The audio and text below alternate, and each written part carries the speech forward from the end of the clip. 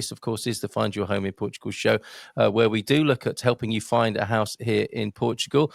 And look at this. If you've got 1.4 million and you fancy buying a village, you can still do that in Portugal. Village boasts 41 rehabilitated houses and a restaurant following an investment of approximately 5 million.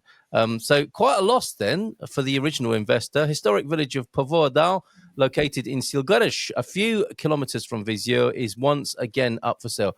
Once again, that sounds a bit ominous, doesn't it? This time in an online auction with a starting price of 1.7 million and a minimum value of 1.445 million, classified as one of the most picturesque villages in the centre of the country. Povoadão was reborn in the early 2000s as a tourist village after an investment of approximately 5 million euros in the restoration of its 41 granite houses, chapel and common areas. Before I read any more, it might be good to have Christopher join us.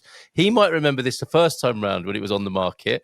Who knows? Should we bring him on? Because he is our featured real estate professional of the evening. So let me just take that off there and give him a nice big round of applause. Rapturous applause for Christopher Coverhees. Hi, Christopher. How are you?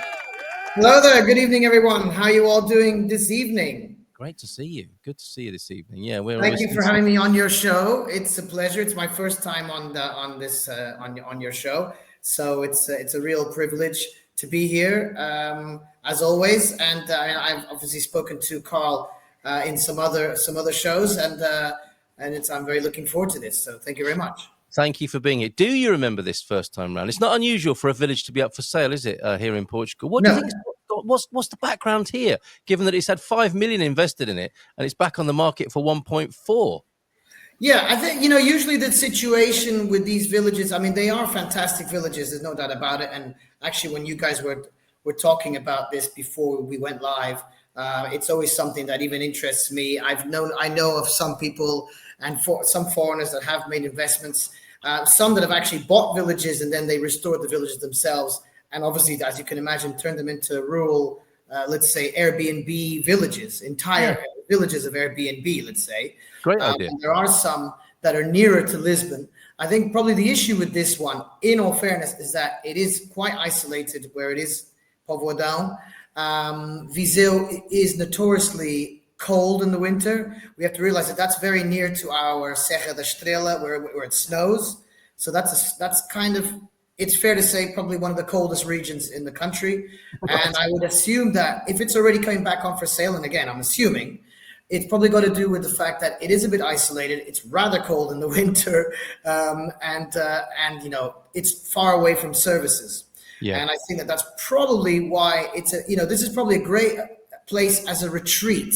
Yes. As a full-on retreat. But my guess is that it's probably still lacking a bit of logistical infrastructure, and maybe the fact that it's blisteringly cold in that area in the winter is probably a bit of an issue too.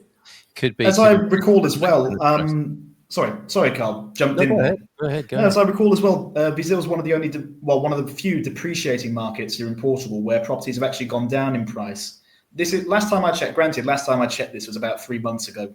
When I was up in Viseu, it went down by about 2% in a month. Now, for some people, that's got bargain written all over it, hasn't it? Yes. It's just as long as you don't mind that it's cold as and you can go skiing about 40 minutes away. So if you're an avid skier, then maybe it's a great place. No, I mean, Viseu is a lovely city. I love Viseu. It's actually a beautiful city. The people are super nice. It's culturally very strong. And it bears a lot of history to it, and it's always been very well conserved. But yes, it's a tricky place to live in terms of, again, I know I'm going on about it, but in terms of the weather, us Portuguese, we don't like the cold, and that whole area is it's beautiful. I do recommend to anybody to go to the Serra da Estrela, Covilhã areas in the winter because you do get a bit of snow, and it can be really nice up there, and you have some phenomenal food, by the way. Phenomenal food.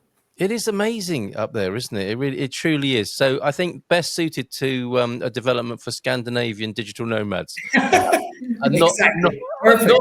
not sun-seeking golfers, No, or definitely not. people who think that all of Portugal is like the Algarve or Cascais or Lisbon, for that matter. Exactly. For the That's right person, though, I mean, that for the right buyer, that is incredible value, and could be in a wonderful place if you know what you're getting into. So, I still think it's a bargain. I agree. I still think it's an incredible bargain, and there's a lot that can be done with that village. It's just really maybe the people that have gone there have not structured it properly. But I would say it's a bargain, just like you're saying. yeah, you got to know what you're letting yourself in for. Great to see Terence Austin here, Coach Turner's here, Gemini and Jackie joining us this evening, who are all interested in finding a home in Portugal or maintaining one, or an interest in the market for sure. And you've got something very beautiful for us this evening. But actually, we're taking for granted that you and I know each other. I'm guilty of this because Ben's very good at reminding me that not everybody knows our guests in the way that I might do. So, Ben, would you like to give Christopher a bit of an introduction? Let's find out a bit more about the man before we have a look at the property.